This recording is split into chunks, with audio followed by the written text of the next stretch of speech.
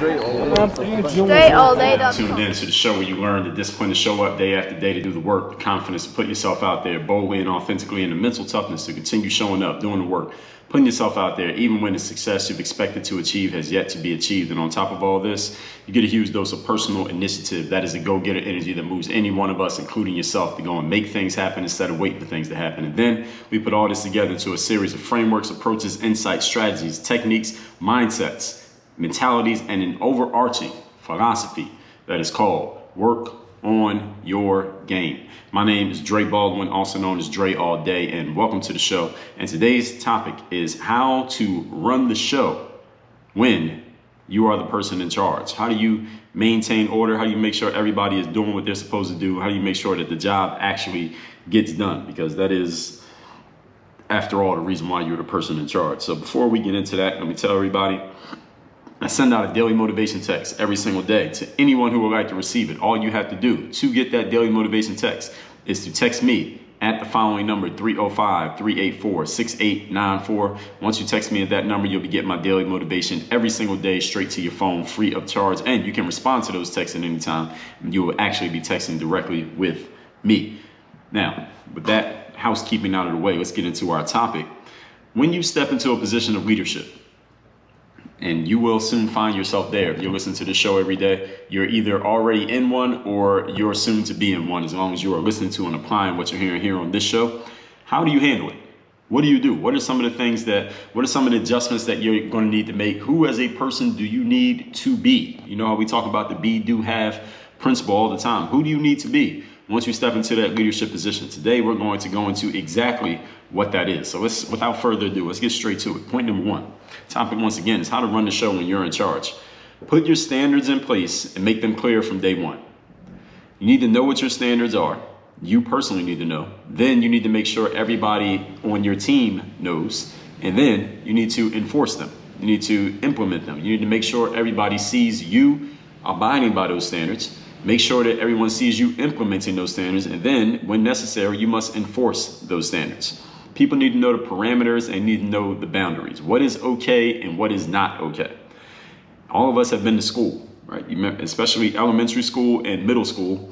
What would we do with all our teachers? We would test them. We would find out, all right, how far can we go? Can we talk in this class? Can we interrupt the teacher in this class? Can we play around and mess around and not really be serious in this class? And it was not based on the subject. It was based on the teacher, right? Which teachers can we get away with not behaving properly, and which teachers do we have no choice but to behave properly? And we knew you could be the angel of the world in one class, and then the very next class, 20 minutes later, you're the baddest kid in history, just based on what you knew you could get away with certain teachers. It's the same way with parents. It's the same way with anybody who's in a position of authority. Or anytime you were in school, remember when you would have a substitute teacher. The main teacher wasn't there that day. As soon as the substitute walked in, many of the kids in class, and I would be one of them, we start looking around at each other like, all right, this is our fun day. This is our play day. We get to mess around and not do what we're supposed to do today, simply because we have a substitute and we didn't have the same respect for the substitute that we had for the main teacher. So we knew we could get away with certain things. Now, some substitutes were solid enough that we couldn't get away with it, but a lot of times we did. And this is what we do with anyone who's in a position of authority. So when you're the person in charge, people are going to do the same thing to you that we would do to our teachers in elementary school when we were 8 years old. We're going to find out how far we can go. And you setting the parameters and enforcing those parameters as the leader is going to demonstrate to your group or your class or whoever what you will accept, what's not going to be accepted, so that everybody knows, okay, when you're around, this is what we can get away with. And when you're not around, this is what we can get away with. Or when you are there, here's what we can't get away with. We need to know how far we can go. You got to give people parameters, because when people do not have parameters, when people don't have limits, and when people are just free to do whatever they want, it falls into the second law of thermodynamics, which is the law of entropy, which means any object that is left there are no parameters, there are no borders, there are no boundaries for it, is eventually going to go into a state of disarray. All right, this is why discipline is so important. It's why it's the first principle of the work on your game philosophy is having your disciplines in place. Because if you're not following any disciplines, if you don't have any systems, you don't have any strategies to follow, eventually you're just going to go into disarray because you don't have anything guiding your actions. You don't have any borders, you don't have any guidelines with what you're doing. So that's why you got to demonstrate to everybody that as the leader, here's what's accepted and here's what's not. It is not necessarily about, and when I say enforcing and setting your boundaries, not necessarily about punishment, even though you may need to dole some out at some point. It's about how you communicate and showing people, all right, this is the way that we're going to communicate with each other. This is the way that I want certain reports written. This is how I want documents put together. Here's how meetings are going to be organized. You just need to let people know this is the way things are going to be run, and you set that tone so that everybody else can follow it. The leader sets the tone of any organization, or the most influential person, who hopefully is the leader, they're setting the tone in any organization. In college, I had a basketball coach who told us at the beginning of the season, every day when we have practice, you need to be on the court and ready to practice at 45 minutes before the start of the practice. So practice at 4, everybody on the team needs to be on the court and ready to go at 3:45. If you walk on the court at 3:50 with your shoes untied, even though practice technically starts at 4, you are officially late and you're going to face a penalty for that. And he enforced that penalty because one day everybody was late and he made us all run and do all these running drills until that's all we did the entire time in practice. What was he doing? He told us what the standard was at the beginning of the year, and it wasn't until later on in the season when everybody didn't show up that he actually had to enforce it and he had to dole out a little bit of punishment. When I worked at this restaurant called Friendly's up in Philadelphia, it was outside of this mall called Plymouth Meeting Mall. And I had to catch the last bus to get home. It was the last bus to leave the mall. The mall's like an hour away from my home, at least by bus. And the last bus was leaving at like 11:56 or something like that. And I knew I couldn't miss that bus. There was no other way for me to get home. I left before the closing manager had given me the okay to leave. And because of that, I ended up getting fired from that job simply because I didn't follow the rules. And they were enforcing the rules. At the time, I was kind of annoyed that they had fired me from the job, but I knew why I did it. I actually knew what I was doing when I did it. I knew I might get fired for doing it, but I had to do what I had to do. I ended up getting another job anyway. My next job, as a matter of fact, if my timeline is correct, my next job was at Rita's Water Ice, which was a better job anyway, and it was closer to home, and I could walk to work and walk home. When I worked at Rita's, the bosses there, their whole emphasis was on make sure that the lines are moving really fast. Because Rita's is a water ice stand. Y'all don't know what water ice is. If you're not from the northeastern part of America, you might not know about it. But anyway, it's a delicacy. It's a frozen delicacy. So in the ice cream category, but way better than ice cream. But that Rita's was only open in the spring and summer months in Philadelphia. So people would line up. It was like a stand. People would come to the stand, and there'd be these long lines. We have 4 windows open, and the line would be 10 deep in each line all day long in the summertime. So our jobs was, of course, we had to serve the customers, but you were measured, each of the employees who was working behind these windows, we were measured by how fast our lines were moving.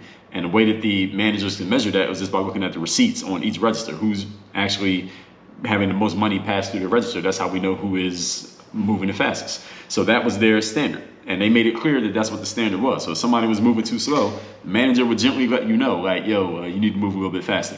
And they would just let you see, look, this person's line is moving faster than yours, you need to pick it up. It wasn't in a negative, toxic type of way, but they did make it very clear what the parameters were and what was accepted, what was not there. I told this story maybe a month ago. I used to work at this movie theater. And at the movie theater, all the managers, there's probably like 4 or 5 managers there, all of them were terrible managers. None of them had any leadership skills whatsoever. None of them held anybody accountable for anything. They didn't have good communication skills. That movie theater was probably one of my most fun jobs. It might have been one of the more fruitful, but it was not even based on that, like on money or anything like that. It was one of the most fun jobs simply because that entire job was just a big free-for-all. The whole place was just a big fucking playground simply because there was no authority in the place. We ran the thing. The inmates ran the asylum at that movie theater. So it was and it's a movie theater. So it was a big space. We're playing around. We're throwing food at each other. We're playing around with the popcorn. We're eating candy that we didn't pay for. It was just a complete free-for-all working at that movie theater simply because there was no one who wielded any authority who was setting the standards and setting the tone there. And going back to that Friendly's restaurant, I remember one night, and there were different managers who worked there too. And some managers were more lenient than others. And I remember there was one woman who was a manager. I think her name was Lisa. She was on the closing shift one night, and we're all in there working, and people are playing around, messing around. We're having a little bit of a food fight in the back line right before we ended up closing. There were no more customers. Actually, there might have been some customers at the time, but it was later at night, and people are messing around. I remember this girl picked up a sliced tomato and she threw it at somebody and she missed, and the tomato just hit one of the cooks right in his neck. And I remember seeing it hit him. And everybody was laughing, and the guy couldn't really do anything because it was a girl who threw it. So he wasn't going to do hit the girl. No, he didn't do that, but he was really annoyed. He was like, man, I need to stop playing around back here all the time. And it was really funny. The whole point is, I remember that simply because that was a free-for-all, at least that particular night. It wasn't like that every night. But at some jobs and in some situations, when a person in authority is not wielding any real authority and they're not enforcing it, then things get out of line. You get into a state of entropy, as I just explained. In different buildings that I've lived in, since I've been down here in Miami, I usually live in condominiums. And there was one building that I lived in that I can remember in particular. The security there was really tight. They were really on point. This was the type of security that they always had somebody watching the cameras in the building. So if any of the residents was ever doing anything that was in violation of one of the rules, the security showed up. Like within 2 minutes of you violating the rule, security would show up and tell you, hey, you can't be violating that rule. They weren't rude about it. They were very professional about it and polite, but they were on top of it every time. So I remember, I can think of many times it happened. Like at the pool, for example, if at the swimming pool, you were not allowed on the pool deck, rather, because the pool, it was 2 pools, it was a jacuzzi, and there was all these chairs laid out so people could lay out and sunbathe and all that stuff. Black people, we don't suntan, but all the white people. So there was a rule that you were not allowed to have a radio. You couldn't play music out loud at the pool. So I remember there was this girl there one time, and she was playing music out loud off of a little speaker. You know those little speakers you can connect to your phone, and you just sit them there and you play your music out loud for everybody to hear. I have no idea why anybody would do that. Why would you play your music out loud for everybody to hear in a gym, at a pool, I see people do this back when I used to take public transportation, I would see people doing this. Like, why are you playing your music out loud? Nobody else wants to hear that shit. But anyway, she started playing her music out loud. And I mean, it was within 60 seconds of her playing that music, a security guard walked over to her and said, you can't play that music out loud. And she kind of protested a little bit, but they shut it down and stopped. There's another time I seen a couple of guys, a couple of bro clown looking dudes. They went over to the jacuzzi one day and they had like a 6-pack of beer. And it was, I don't know if it was a bottle or a canned beer. It doesn't matter because you're not allowed to have drinks. You can't be in the water with a drink or with food. Now, I've lived in other buildings where nobody would enforce that. I would see people violating it and nobody would do anything. But at this particular building, I'm talking about the same building, these guys, I seen them walk over to the jacuzzi because I was sitting out at the pool deck. I was like working on my computer. I wasn't in the pool. But I saw them walk past me and they walked over to the pool and I saw the cans that they had in their hand and they had a speaker for music. And these are anyway, these guys walked over to the jacuzzi and they got in. They weren't in that jacuzzi for 2 minutes before I saw the 2 security guards walk past me. They came from behind me and they walked past me. I knew exactly where they were going. And I kind of chuckled to myself because I knew what was about to happen. And they went over there and they told those guys, hey, you can't have that beer in there. You can't have that music in there. And they shut that shit down again within 2 minutes. And I'm just emphasizing the point that when you're in charge, you got to be on top of everything so that people know that you're on top of it and they know we probably shouldn't even violate this because we know they're going to say something. I remember even myself one time, I still do, I wake up early in the morning and do my exercising. So one morning I was doing cardio, and what I would normally do, because in this particular building, I lived on the same floor that the pool deck was on. So I could walk out of my place and walk like 20 feet, open the door, and I'm on the pool deck. Now, technically, the pool deck did not open until 6 a.m. That was the rules. The rules is the pool deck opens at 6 a.m., closes at midnight. But I would go out there like 4:30 in the morning and I would just do a warm up for my run. I would warm up on the pool deck, then I would go down the elevator and I would go outside and I would do my cardio. I always ran outside. And I would do this every single time and nobody ever said anything because I don't think the security was even thinking to look at the pool deck area during that time in the morning. But one particular day, somebody happened to see me doing it. They happened to see me warming up out there and security came up there and said, hey, you can't be out here. And I said, I'm not even getting in the water. They said, yeah, you still can't be out here. And even though it was a minor annoyance, like on a scale of 0 to 100, it was like a 5 in terms of annoyance, them saying I couldn't be out there.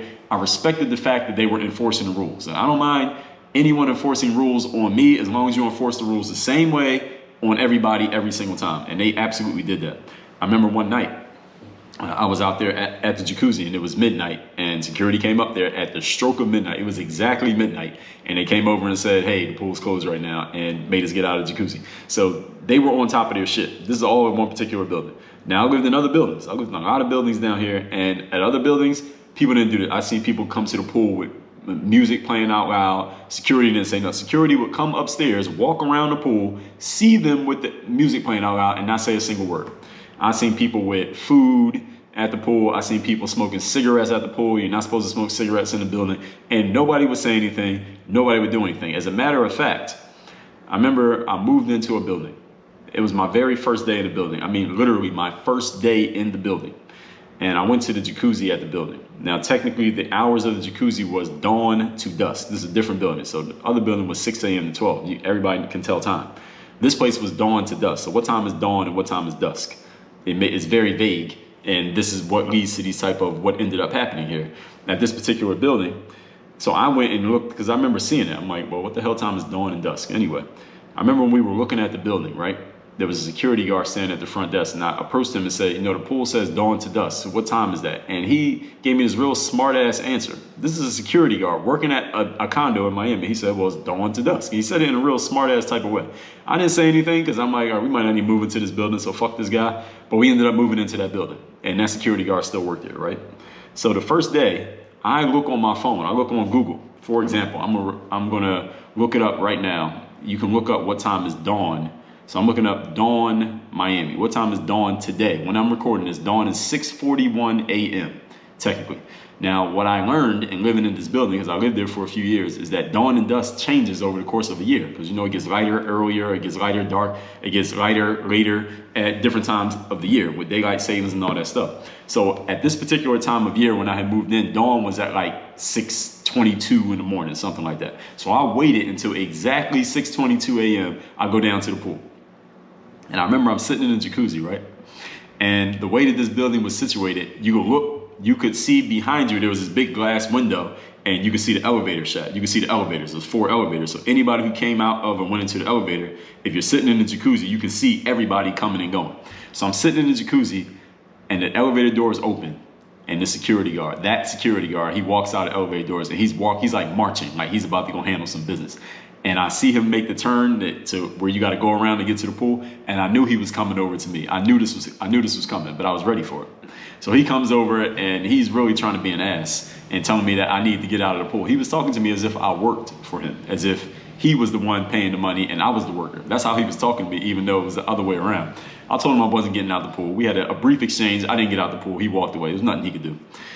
Then I went and got dressed, and I had to go approach this guy, and I had to communicate a few things to him just to let him know that I'm not the type of guy that he should approach that way. The whole point, it has nothing to do with that guy, but the whole point was, in some places, things are enforced and the rules are laid down and they're enforced uniformly. In other places, they are enforced very lax or not enforced at all. And this is giving people a clear signal as to what they can get away with and what they can't. That's the whole point here in point number 1. But just talking about this has led me to thinking about a lot of things. I can give more stories, but we'll move on to point number 2.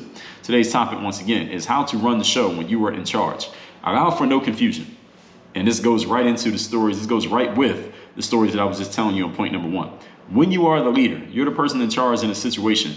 Anytime that there is confusion as to what is expected of everybody or how things should go, that is your fault. It is your responsibility.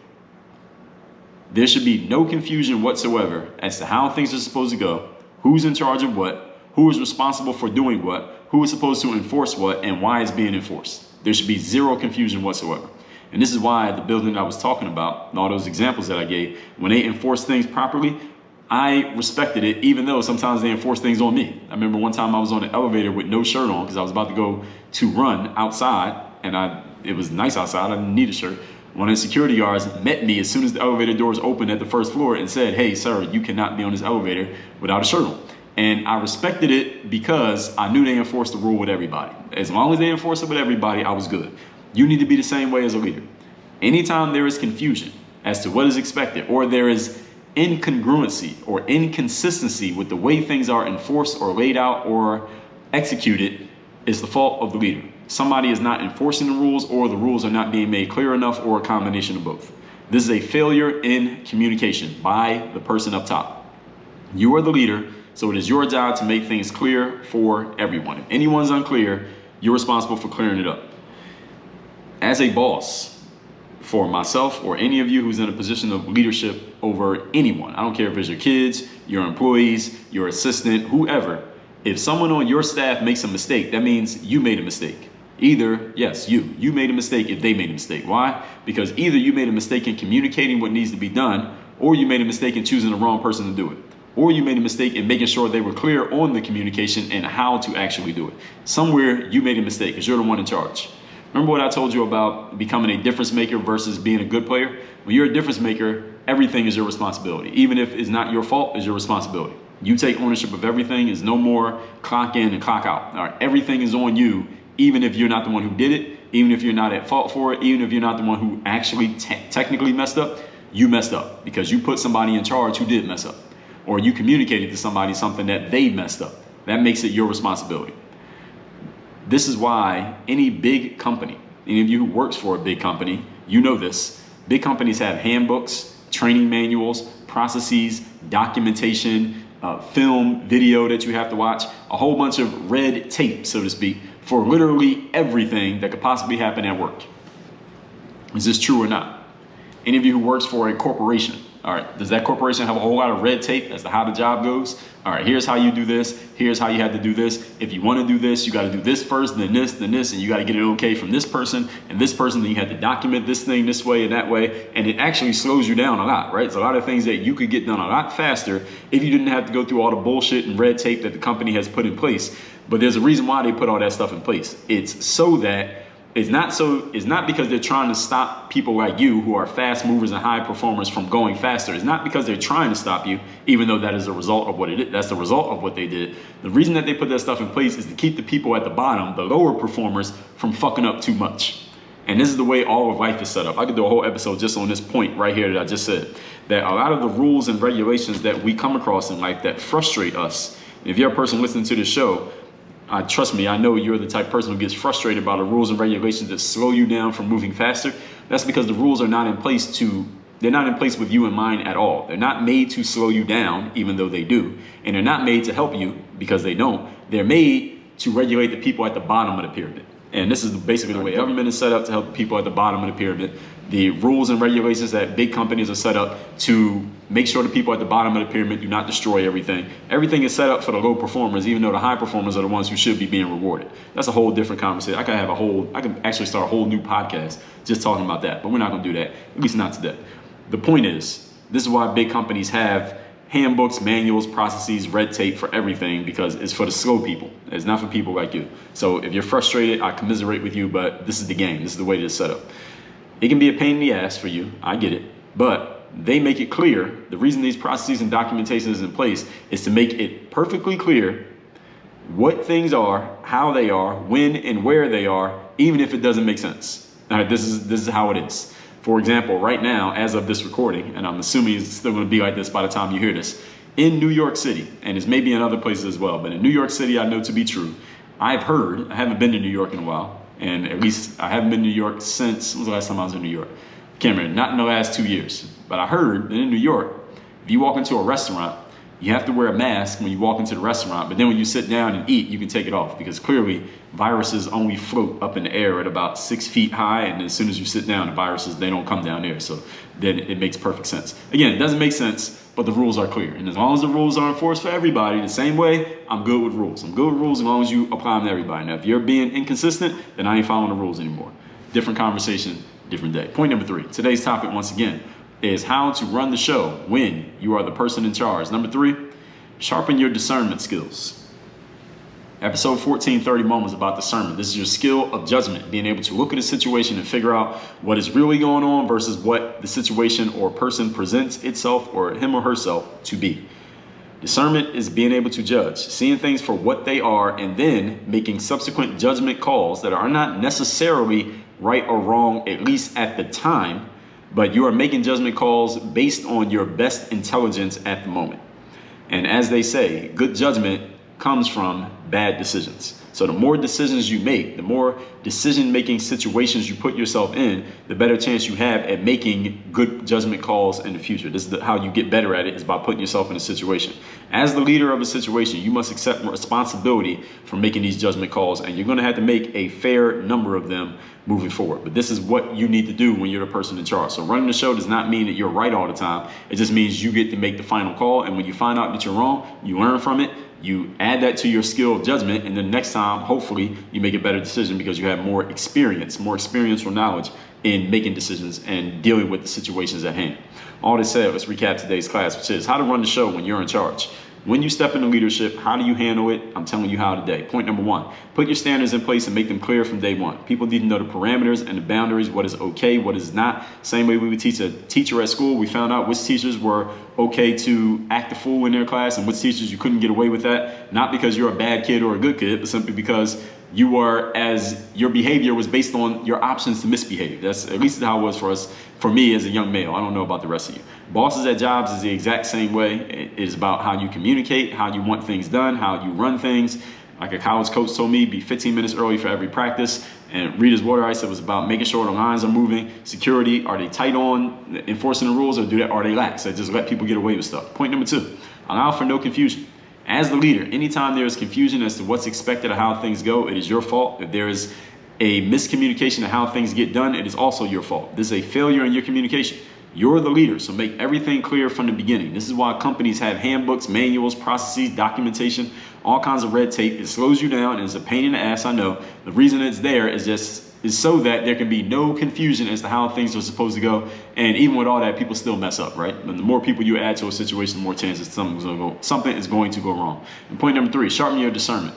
Discernment is your skill of judgment, seeing things for what they are, and then making a decision based on your best judgment. And your best judgment improves the more practice you get actually making judgment calls. And good judgment comes from bad judgment. So as a leader, you must accept responsibility for making these calls, even though at times, guaranteed, at some point, you're going to be wrong.